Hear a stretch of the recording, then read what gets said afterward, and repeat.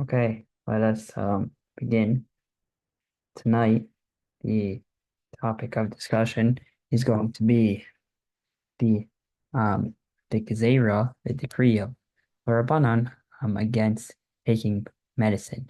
So, for those unaware, the Gemara in Shabbos has a statement that the Gemara says that to do refuah literally means to heal.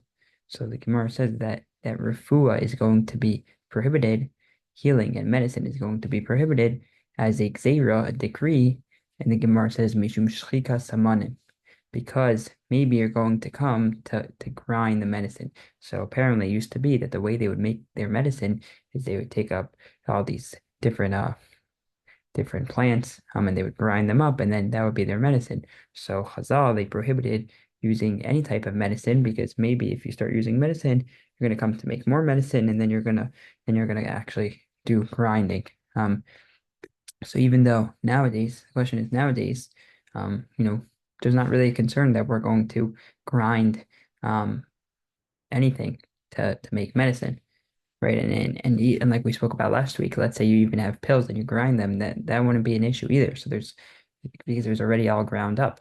So it's not a concern at all. But the question is, Chazal, they already made this decree. They said that you can't have medicines because of this concern. So what do we do when when the rabbis they made a takana, they made a decree, and it seems like the reason is no longer relevant.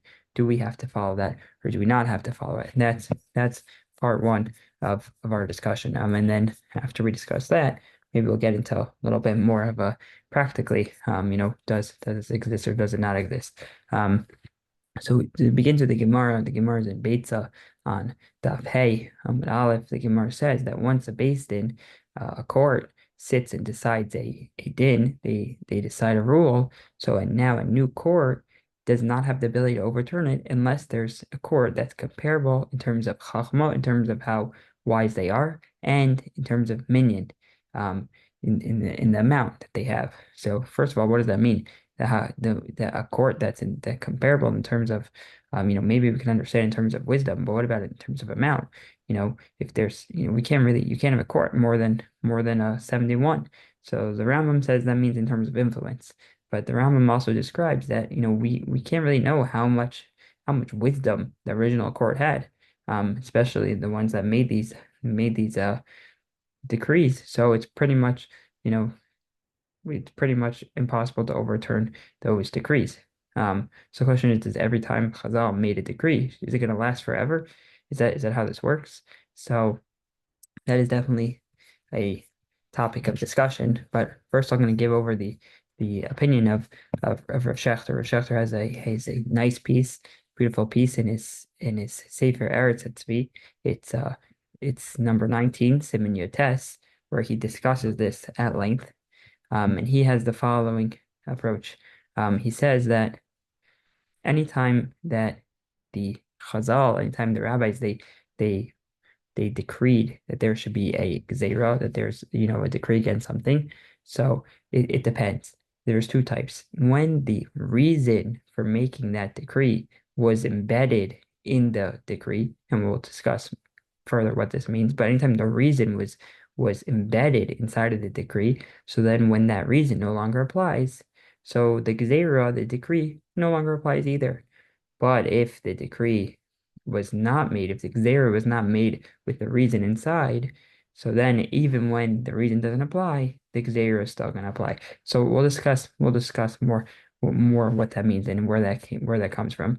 Schechter starts out, he quotes a machlokes that there's a concept called the aksubas bin dichrin, where the rabbis made a takana that in order to make sure that if, let's say, a man who had multiple wives, if the basically that so that the basically so that the second the father-in-law of one of the wives, he would make sure that he wants to have his grandchildren get his money. So the rabbis were able to a little bit uproot deraisa, the biblical rules of Yerusha of inheritance, right? This is related to what we recently did in Daf Yomi.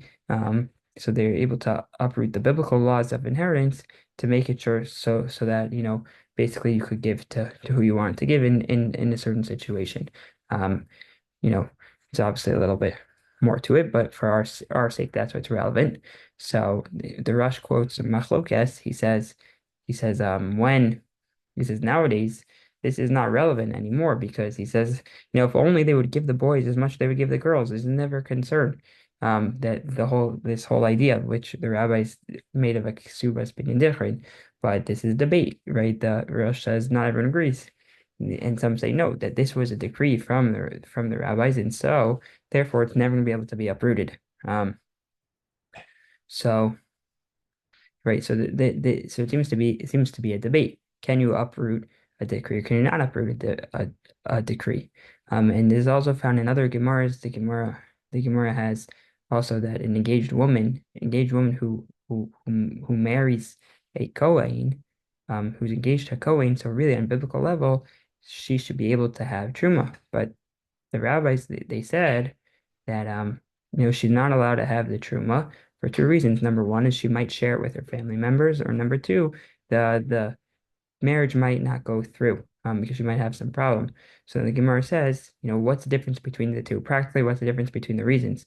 So Rav Shechter explains the very fact that the Gemara offers a difference, meaning when the Gemara says, what's the difference between the two, implies that if the reason doesn't apply in one situation, then he thinks that means that the Gzeira, the decree, is not going to apply either. Um, and there's good reason to say this. So the Gemara in Sanhedrin, the Gemara in Sanhedrin has a machokes. He says whether or not we are darshinan time dekra. That means do we can we derive? Most people translate that, it means, do we try to understand the reason for mitzvos? So that's not really the debate, because many times we do try to understand the reasons for mitzvos. Let's say for Achinuch, his whole sefer is about that. But it really means, can we derive halacha from the based on the reason given in for the reason in the psukim. So we paskin that we are low darshin time and tikra, that we generally don't derive halacha based on the reasons for the mitzvos. However, when the pasuk when the Torah does give the exact reason, then we do learn something out. So for example, the Torah says lo yarbeh lo susim. This is talking about a king. King shouldn't have too many horses. Ki lo yasir levavo, so that it doesn't cause his heart to lead astray. So there, the Torah lists a reason why he shouldn't have so many horses. So therefore, right, if there's some way where it wouldn't lead his heart astray, then he would be able to have many horses. And this comes up in different places. In Hilchos Sukkah, for example, the Bach has a comment. He says that generally we say, when we do mitzvos, you're supposed to have kavanah, but the kavanah just means you have kavanah to do the mitzvah, but you don't need to have kavanah for the reason behind the mitzvah. However, when it comes to a sukkah, the Torah tells you the reason. The Torah list says Laman yidu doros echem kiba sukkos, but you should sit in the sukkah so that way whatever that your generations know that we sat in the sukkah, okay. So says, if that's the case, then when you sit in the sukkah, you shouldn't just have kavanah to do a mitzvah, but you should also have kavanah to do the reason behind the mitzvah. That's the comment of the Bach. Where Schechter says, so we learn from this, that every time the rabbis were, just in general, every time the rabbis were decreed something, they tried to do it ke'ein deoraisa, which means in the same manner that the Torah did it. So too, just like how mitzvah is sometimes a reason, and the reason is front and center in the actual law itself, it will take an increased role. So too for the rabbis, when they made decrees, when the reason was front and center, it took an increased role. So that way, when the reason became irrelevant, so too the Gzeira became irrelevant too. But if there wasn't a reason embedded inside the Gzeira, then then it would remain. So that seems to be Schachter's approach to it. But he says so he says because that's true, and this is really where he sends it, and he says that anytime he says it must be, he says it's logical then that anytime they uprooted something from the Torah, so it must be that the reading was embedded because, they uprooted something from the Torah. People are going to know how are you uprooting something from the Torah. So they're going to say, oh, we're uprooting something from the Torah because of this reason. Right. So anytime Chazal were uprooted something from the Torah, the reason was embedded in the Gzera, and therefore when the reason doesn't apply, so too the Gzera wouldn't apply. Um, that's how he explains the machlokas that we started about, right? That it's really a machlokas. Was the reason embedded in the Xera or not? But then, so the question is, does for taking medicine, was that something that the reason was embedded inside the Xera or not? So you could argue, um, yes, you could argue it's yes because maybe by not taking medicine, you're losing out on Oneg Shabbos. Maybe that's a deraisa, but maybe you could argue that's not really a deraisa. Okay, so that's Ur Shachter's approach. There are other approaches too. Um, Tosfos seems to, in general, Tosfos seems to be okay getting rid of Xeros. He says a number of places that he says, the Xera of Chazal doesn't apply. For example, Tosfos has a comment. He says you don't need to do mayim achronim. Some people have some people do mayim achronim before benching. They wash their hands. So Tosfos says that the whole reason for mayim achronim that the Gemara explains is because of salt, melach stomas. So he says we don't have that anymore. So you don't need to do mayim achronim. That Tosfos says in other places. Um, he says that there's the idea not to drink left exposed water, but the whole reason behind that is because maybe a snake was going to come and and and poison it. So he says that's not really relevant anymore, so you don't need to worry about that. So Joseph says this in a number of places. I mean, there are different approaches to it, besides for Schachter's approach. Schachter's approach is based on a Vaz who has this, but there are other approaches as well. Tosfos Rush says if the reason behind the Xera was well known, then when it does not apply, the Xera does not apply. But when the reason is not well known, then even if the reason is gone, we need to be machmir. So it's similar to the approach for Rav Shechter from the Radvaz, but this is, the difference is the Radvaz's approach is, when they made the Gzera was the reason part of it, and Tosfos Arash, it seems to be saying like right now. Magen Avraham has a different approach. Okay, so there are different approaches. Some say each gezerah needs to be looked at an individual basis. If Chazal built in exceptions, then maybe you can be more lenient.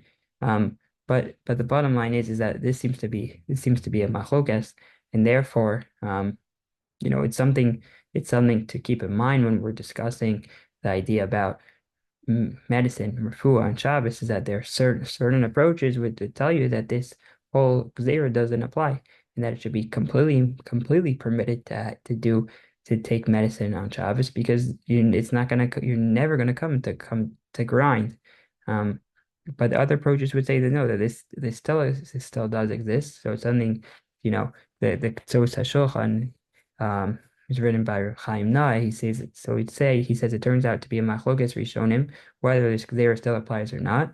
So we can't really uproot the entire gzera because some approaches would tell you it still exists, but it can help you be lenient in certain situations. To know that according to some approaches, this whole gzera doesn't apply. In general, another thing to be aware of, for medicine or just for any sort of ill person on Shabbos is that the Chazal they had different categories of people who are ill on Shabbos. There's a chole sheyesh bo sakana.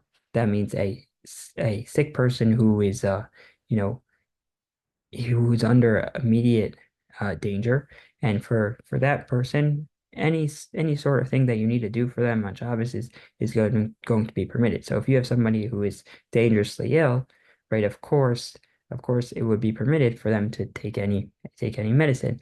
That would be pikuach nefesh, and that is docha anything, pretty much except for unless certain situations, but mostly everything's going to be permitted for that type of that category of ill people. But then there's other types of categories of ill people, where it's less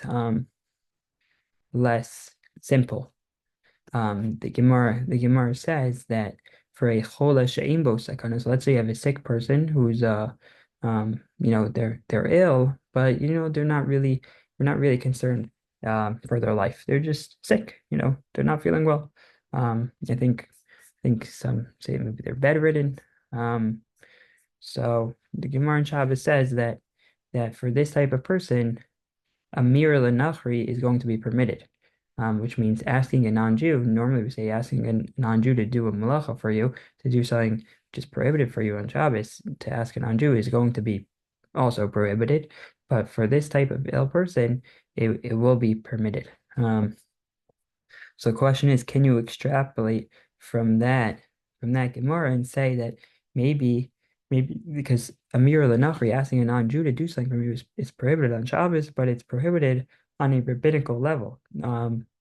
Even if the non-Jew is going to do a deraisa, is going to do a biblical avera, but to ask a non-Jew to do something is only biblical. So the question is, can you learn from that Gemara that maybe you'd say that every rabbinical violation is going to be permitted if you have a ill person, chola she'ein bo sakana. So there's different approaches among the Rishonim. Um, the Magi Mishnah has the approach. He says, yeah, that's exactly what that means. All rabbinical violations are permitted for a chola she'ein bo sakana, but that is not agreed upon by everyone. The Kesef Mishnah, he disagrees. He says low level Isuri there, but low level rabbinical prohibitions are permitted, but higher level ones are are going to be are not going to be permitted.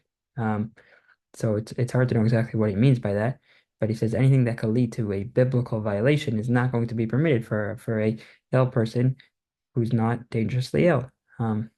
We don't pass in like either of those opinions. We pass in like the opinion of the Ramban. The Ramban says, for a chol hashem bo sakana, so he says that for an ill person, basically almost all Isuri Derbanan, all rabbinical violations are prohibited, says the Ramban, besides for Amir Lanachri, besides for asking a non-Jew. So the asking a non-Jew to do a violation for you for a chol hashem bo sakana is actually the exception to the rule. Normally it's not permitted. However, the Ramban says, let's say the Ramban makes a new category. It says, but for sakana's aver, what does that mean? It means maybe one of your limbs is in danger. So I don't know practically what would that be, but if one of your limbs is in danger and you have to understand what that means, the Ramban says then all rabbinical violations are going to be permitted. But the Ramban that seems to be much more stringent than the approaches above. But the Ramban has a big leniency, and he says for a chol hashem bo sakana, though, if you have an ill person, so he says that to do violations is going to be permitted if you do it with a shinoi, if you do a little bit out of the ordinary.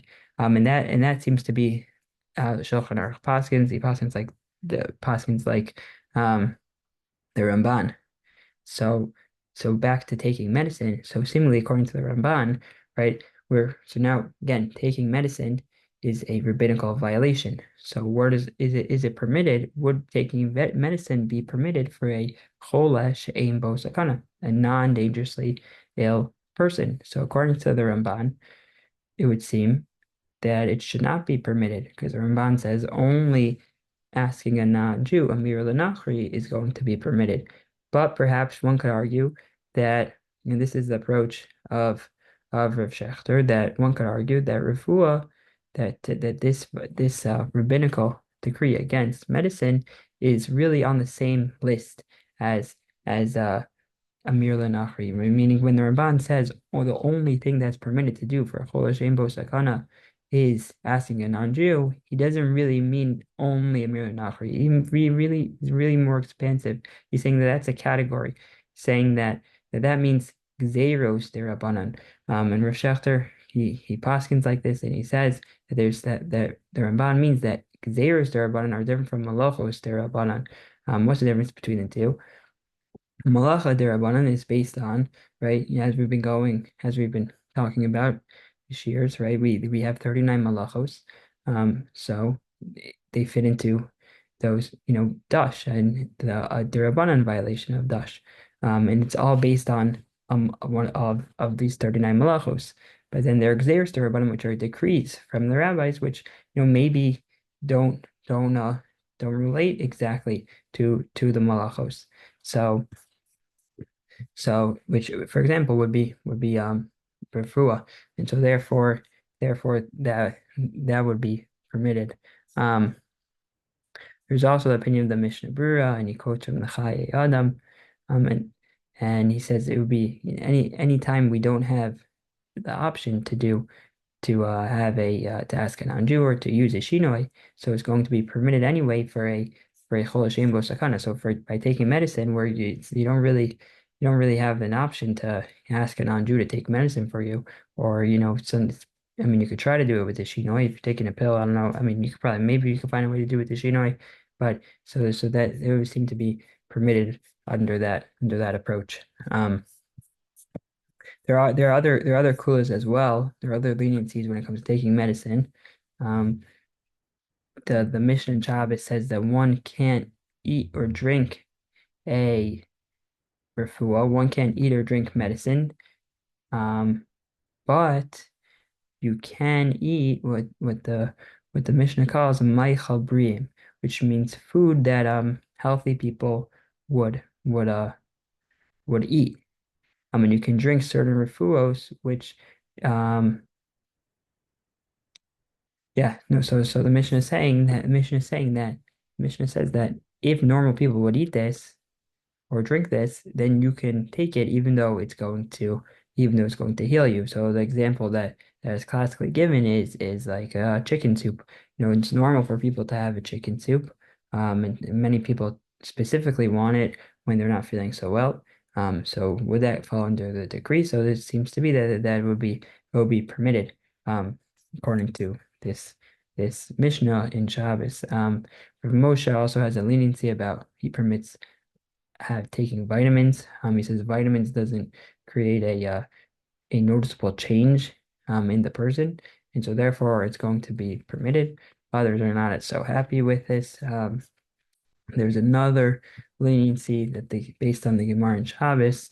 The Gemara tells a story there of Acha Bar Yosef. He had this like heart palpitation, so he went to Mar Ukva, and Mar Ukva gave him a 3-day regimen of medicine. So he started on Thursday, and on Shabbos morning he came to the base manager and he asked, what do I do?" So they told him, "It's mutter. You can have your medicine."